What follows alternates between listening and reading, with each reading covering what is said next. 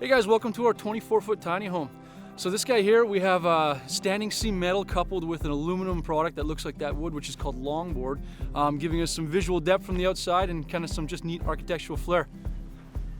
So like I mentioned, this is a 24-foot long by 8'6" tiny home. So this would be a small tiny home. It's not tiny, but it's small. So as a result, we're obviously trying to like milk every square inch of space and storage we can out of it. So we have here, it's actually it's a stock couch, but it's a custom couch, Canadian made. We can have it customized to the size. And what we've done is we've sat it on top of a bank of drawers, so we have some deep storage in here. This would be a spot for a couple stools here, an eating area. We have a 3 bank of drawers here. We would see this being a bit of a workspace here.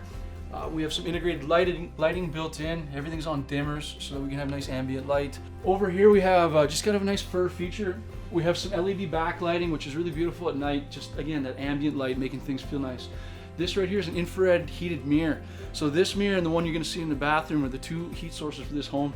And that's really neat how when you build an efficient home, we can heat it with this really minimal heat source. So that's kind of cool as well. And obviously they use up 0 space. So it's kind of a neat thing we wanted to kind of showcase as an option.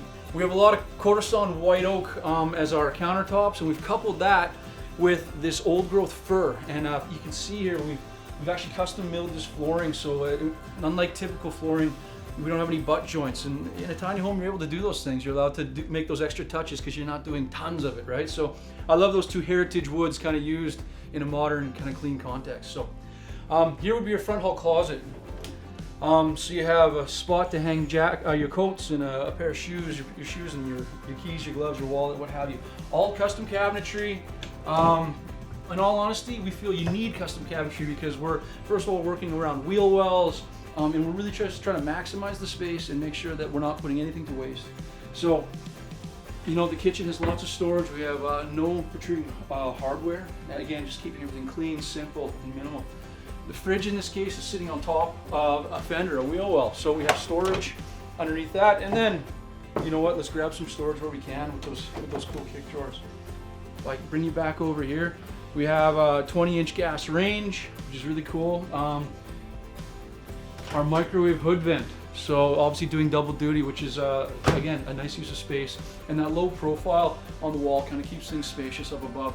We did not include a lot of overhead cabinetry because we found that we were able to get efficiency in the lower space, and you really feel space up top. And that's where it's gonna feel big. So we want to use up every corner, every nook, every cranny because we want it to function big, but we also want it to feel big because that's important too for like loving this place for a long time.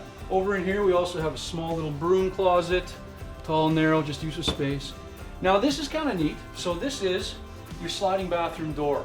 But what we've done is behind it, we have some pantry space as well as a washer dryer combo. So that's kind of neat. But because generally it's obnoxious to slide a door out of the way to get to your Cheerios, we built a door right into it, covered door right into it, hidden in. Here we have a kind of a neat stair situation. With my background, I wanted to bring a stair in that was maybe a little bit unique. So what this is, it's a left-right stair. So this uses half of the horizontal space of a typical stair.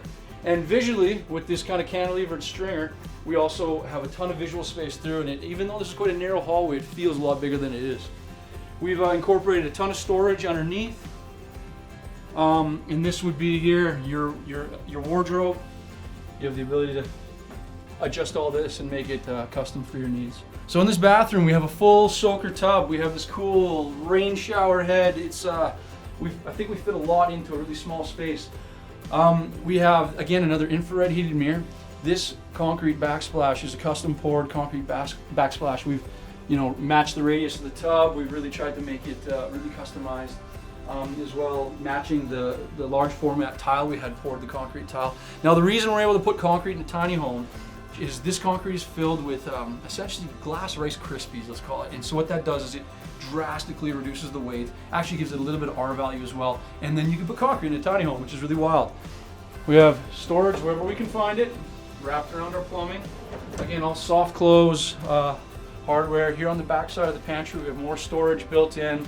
We have a composting toilet, a Renai tankless hot water heater, propane, and more storage in here, more utility storage as well.